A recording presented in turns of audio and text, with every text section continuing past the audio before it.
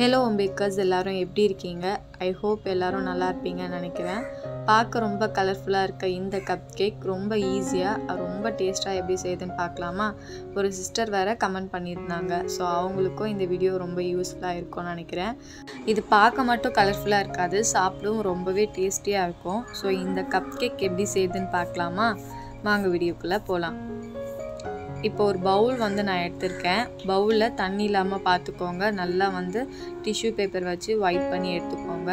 இது கூட வந்து அன்சால்டட் பட்டர் வந்து நான் ஆட் பண்ணியிருக்கேன். பட்டர் வந்து பார்த்திங்கன்னா 50 கிராம் வந்து நான் எடுத்திருக்கேன். பட்டர் வந்து நல்லா சாஃப்டாக இருக்கணும், அதே மாதிரி ரூம் டெம்பரேச்சரில் இருக்க மாதிரி பார்த்து எடுத்துக்கோங்க. இது கூடவே ஒரு 50 கிராம் வந்து பவுடர் சுகர் வந்து நான் ஆட் பண்ணியிருக்கேன். வீட்டில் இருக்க நார்மல் சுகரை மிக்சியில் போட்டு 2 பல்ஸ் மோடில் போட்டு எடுத்தோம் அப்படின்னா நமக்கு ஈஸியாக பவுடர் சுகர் வந்து கிடச்சிரும். ரொம்ப ஃபைன் பவுடரை அரைக்காமல் கொஞ்சம் பல்ஸ் மோடில் போட்டு எடுத்துக்கோங்க. ஸோ இப்போது ஒரு விஸ்க்கு வச்சு பட்டரையும் சுகரையும் நல்லா வந்து மிக்ஸ் பண்ணி எடுத்துக்கிறேன். நீங்கள் பீட்டர் கூட யூஸ் பண்ணி இதை வந்து பண்ணிக்கலாம். நான் வந்து இன்றைக்கி விஸ்கிலே பண்ணி காமிச்சிருக்கேன். ஸோ இது நல்லா கம்பைன் ஆனதுக்கப்புறமா இது கூட ஒரு எக்கு வந்து நான் ஆட் பண்ணியிருக்கேன். மீடியம் சைஸ் எக் வந்து எடுத்துக்கோங்க. ஒரு எக் வந்து பார்த்திங்கன்னா 50 கிராம்லேருந்து 60 கிராம்குள்ளே இருக்க மாதிரி பார்த்து எடுத்துக்கோங்க. ரொம்ப கம்மியாக ஆட் பண்ணாதீங்க. இப்போ இந்த எக்கு கூடவே நான் ஒரு டேபிள் ஸ்பூன் அளவுக்கு வெண்ணிலா எசன்ஸ் வந்து ஆட் பண்ணியிருக்கேன். ஸோ இப்போ இது எல்லாமே வந்து நல்லா மிக்ஸ் பண்ணி எடுத்துக்கலாம். விஸ்க் வச்சு நல்லா மிக்ஸ் பண்ணி எடுத்துக்கோங்க. விஸ்க் வச்சு நம்ம யூஸ் பண்ணும்போது நல்லா வந்து மிக்ஸ் பண்ணணும். அதுவே நம்ம பீட்டர் யூஸ் பண்ணோம் அப்படின்னா ஈஸியாக நமக்கு வேலை முடிகிற மாதிரி இருக்கும். ஸோ இதை நல்லா வந்து மிக்ஸ் பண்ணி விஸ்க் வச்சு பண்ணும்போது ஸ்டார்டிங் இந்த மாதிரி தான் இருக்கும், கம்பைன் ஆகாமல். நம்ம மிக்ஸ் பண்ண எல்லாம் ஈவனாக வந்து கம்பைன் ஆகிடும். இப்போ இது கூட வந்து பார்த்திங்கன்னா நான் மைதா வந்து ஆட் பண்ணியிருக்கேன். மைதா வந்து நான் 50 கிராம் வந்து எடுத்திருக்கேன். அதுவுமே 3 பொசிஷனாக வந்து ஆட் பண்ணிக்கோங்க. அப்படி இல்லைன்னா மைதா அது கூடவே வந்து பேக்கிங் பவுடர் வந்து 1/4 டேபிள் ஸ்பூன் ஆட் பண்ணி எல்லாத்தையும் ஒன்றா சலிச்சு எடுத்ததுக்கப்புறமா கூட நீங்கள் வந்து 3 பொசிஷனாக வந்து ஆட் பண்ணிக்கோங்க. ஸோ இதை கொஞ்சம் கொஞ்சமாக ஆட் பண்ணி நம்ம எல்லாத்தையும் வந்து மிக்ஸ் பண்ணி எடுத்துக்கலாம். கப் கேக் வந்து 2 பேஸில் வந்து பண்ணலாம். நம்ம ஆயில் பேஸ்லையும் பண்ணலாம், பட்டர் பேஸ்லையும் பண்ணலாம். பட் நான் வந்து ப்ரிஃபர் பண்ணுறது என்னென்னு பார்த்தீங்கன்னா, பட்டர் பேஸில் நம்ம போகும்போது டேஸ்ட் வைஸ் ரொம்பவே நல்லாயிருக்கும், நல்லா மாய்ஸ்டாகவும் இருக்கும். ஸோ இப்போ இதை கட்டிகள் இல்லாமல் நல்லா கலந்து எடுத்துக்கோங்க. ஒரு சில ரெசிபிக்கு பட்டருக்கு பதிலாக நம்ம ஆயில் வந்து ரீப்ளேஸ் பண்ணலாம். ஆனால் இந்த ரெசிப்பியில் நீங்கள் பட்டர் வச்சு யூஸ் பண்ண மட்டும்தான் அது அவுட்புட் வந்து ரொம்ப சூப்பராக இருக்கும், டேஸ்ட்டுமே ரொம்ப நல்லா இருக்கும். ஸோ இதை நல்லா வந்து மிக்ஸ் பண்ணி எடுத்ததுக்கப்புறமா நம்ம லைனருக்கு வந்து ட்ரான்ஸ்ஃபர் பண்ணிக்கலாம். நம்மளுடைய பேட்டர் வந்து இந்த மாதிரி ஸ்மூத்தாக வர வரைக்கும் நல்லா பீட் பண்ணி எடுத்துக்கோங்க. ஸோ இப்போ நம்மளுடைய பேட்டர் வந்து ரெடி ஆகிடுச்சு. நான் இன்றைக்கி 7 இன்ச் இருக்க மாதிரி கப் கேக் லைனர் வந்து எடுத்திருக்கேன். ஸோ அந்த லைனர் இந்த சைஸில் தான் இருக்கும். இது மீடியம் சைஸ். இதோட பெரிய சைஸஸ்லாம் கூட அவைலபிளாக இருக்குது. பட் நம்ம கஸ்டமருக்கு ஏற்ற மாதிரி ப்ரைஸ் வந்து ஃபிக்ஸ் பண்ணிக்கணும். நான் நிறைய வீடியோவில் சொல்லியிருப்பேன், ப்ரைஸ் வந்து நியர்பை உங்களுக்கு இருக்க பேக்கரிஸில் வந்து ஃபஸ்ட்டு விசாரிச்சுக்கோங்க.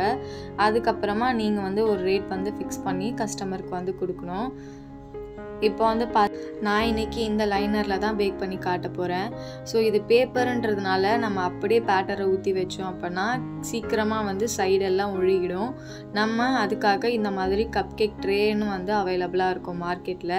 ஸோ இந்த ட்ரே வந்து நிறைய சைஸஸ்க்கு ஏற்ற மாதிரி இருக்குது. இதில் மஃபின் ட்ரேன்னு ஒன்று இருக்குது, கப் கேக் ட்ரேன்னு ஒன்று இருக்குது. நம்ம யூஸ் பண்ணுற லைனருக்கு ஏற்ற மாதிரி நம்ம வாங்கி வச்சுக்கணும். இதில் மீடியம் சைஸ்லேருந்து லார்ஜ் சைஸ் வரைக்குமே அவைலபிளாக இருக்குது. நீங்கள் வாங்கும் போது மீடியம் சைஸாக பார்த்து வாங்கிக்கோங்க, ஓரளவுக்கு பெருசாக இருக்க மாதிரி. கப் கேக் பேட்டரை முடிஞ்ச அளவுக்கு இந்த மாதிரி ஸ்பூனில் அப்ளை பண்ணுறதை அவாய்ட் பண்ணிக்கோங்க. ஏன்னா இந்த மாதிரி அப்ளை பண்ணும்போது ரொம்ப மெஸியாக இருக்கும், பார்க்கறதுக்கு நல்லா இருக்காது. அதனால் இந்த மாதிரி ஒரு மீடியம் சைஸ் பைப்பிங் பேக்கில் பேட்டரை ஆட் பண்ணி சென்டர் பாயிண்டில் வச்சு நல்லா ஈவனாக ப்ரெஷர் பண்ணிங்க அப்படின்னா பேட்டர் வந்து ஈவனாக வந்து இறங்கும். So half of the cup தான் வந்து நம்ம இதில் வந்து ஃபில் பண்ணணும். கப் ஃபுல்லாக பேட்டரை வந்து ஃபில் பண்ணக்கூடாது. அப்படி ஃபில் பண்ணோன்னா பேக் ஆகி வரும்போது சைடு எல்லாமே வந்து கீழே சிந்திரும் பேட்டர். ஸோ இந்த மாதிரி ஆஃப் ஆஃப் தி கப் தான் வந்து பேட்டரை வந்து நீங்கள் ஃபில் பண்ணி எடுத்துக்கணும். இந்த மாதிரி நான் எல்லா கப்லேயும் வந்து ஃபில் பண்ணி எடுத்துக்கிட்டேன். நான் கொடுத்துருக்க மெஷர்மெண்ட் வந்து பார்த்திங்கன்னா ஒரு 200 கிராம்ஸ் வர மாதிரி இருக்கும் பேட்டர். 7 இன்ச் லைனர் நீங்கள் யூஸ் பண்ணிங்கன்னா ஒரு 9 கப் கேக்லேருந்து 10 கப் கேக் வரைக்கும் தாராளமாக நம்ம வந்து செய்யலாம். ஸோ இப்போ எல்லா பேட்டரையும் ஃபில் பண்ணி எடுத்துக்கிட்டு இந்த மாதிரி நல்லா வந்து வந்து டேப் பண்ணி எடுத்துக்கோங்க, ஏர் பபிள்ஸ் இல்லாத மாதிரி. ஸோ உங்களுக்கு இப்போ அதோடைய டிஃப்ரென்ஸ் புரியும் நினைக்கிறேன், ஸ்பூனில் அப்ளை பண்ணதுக்கும் பைப்பிங் பேக்கில் அப்ளை பண்ணதுக்கும். நீங்கள் பேப்பர் கப்ஸ் யூஸ் பண்ணுறீங்க அப்படின்னா நீங்கள் டேரெக்டாக அப்படியே வைக்கலாம். இந்த மாதிரி பேப்பர் லைனர் யூஸ் பண்ணுறீங்க அப்படின்னா நீங்கள் இந்த மாதிரி ட்ரே வச்சு தான் பேக் பண்ணணும். அப்படி இல்லைன்னா எல்லாமே சைடில் வந்து ஒழுகிடும். 180 டிகிரி செல்சியஸில் 10 மினிட்ஸ் ப்ரீ ஹீட் பண்ண ஓடிஜியில் 10 to 15 மினிட்ஸ் பேக் பண்ணிங்கன்னா சூப்பரான கப் கேக் வந்து ரெடி ஆயிரும். இது பேக் ஆகும் போதே வீடு ஃபுல்லாக ரொம்ப வாசனையாக இருக்கும். ஒன்ஸ் ட்ரை பண்ணி பாருங்கள், ரொம்பவே டேஸ்டியாக இருக்கும் இந்த கப் கேக். சப்போஸ் உங்கள்கிட்ட இந்த 7 inch லைனர் இல்லை அப்படின்னா பெரிய சைஸ் இருந்தால் அதுக்கேற்ற மாதிரி பேக்கிங் டைமும் வேரி ஆகும். ஸோ இது எப்படி வெந்துதா இல்லையா நம்ம பார்க்கறதுக்காக நடுவில் ஒரு ஸ்டிக் இன்சர்ட் பண்ணி பார்த்திங்கன்னா ஒட்டாமல் வந்துச்சு அப்படின்னா நம்மளுடைய கப் கேக் சூப்பராக ரெடி ஆகிருக்குன்னு அர்த்தம்.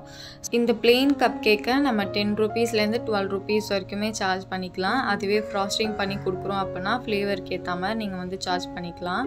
நான் வந்து பார்த்திங்கன்னா விப்பிங் க்ரீமில் கொஞ்சமாக வெனிலா எசன்ஸ் ஆட் பண்ணி மேலே வந்து 2D நாசல் யூஸ் பண்ணி ஒரு பேட்டர்ன் மாதிரி போட்டு எடுத்துக்கிறேன். ஆல்ரெடி நம்மளுடைய சேனலில் விப்பிங் க்ரீம் எப்படி ஸ்டிஃப் பீக் வரணும்னு சொல்லிட்டு செப்ரேட்டடாக ஒரு வீடியோ போட்டிருக்கேன். பார்க்காதவங்க கீழே டிஸ்கிரிப்ஷனில் லிங்க் தரேன், போய் செக் பண்ணி பார்த்துக்கோங்க. இதே மாதிரி எல்லா கப் கேக்ஸ்க்கும் ஃப்ராஸ்டிங் பண்ணி எடுத்துக்கிறேன்.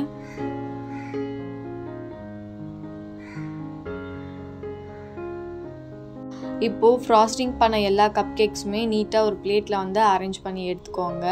நான் வந்து இப்போ இதில் டாப்பிங்ஸ் வந்து கொடுக்க போகிறேன். நான் இதில் ரொம்ப சிம்பிளாக தான் கொடுத்துருக்கேன்.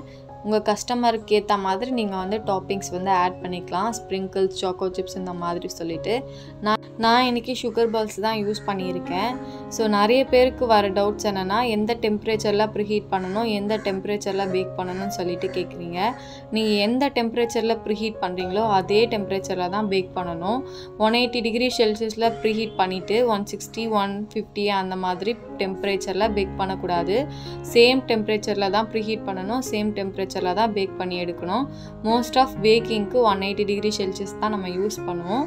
ஸோ அதை வந்து மைண்டில் ஃபிக்ஸ் பண்ணிக்கோங்க.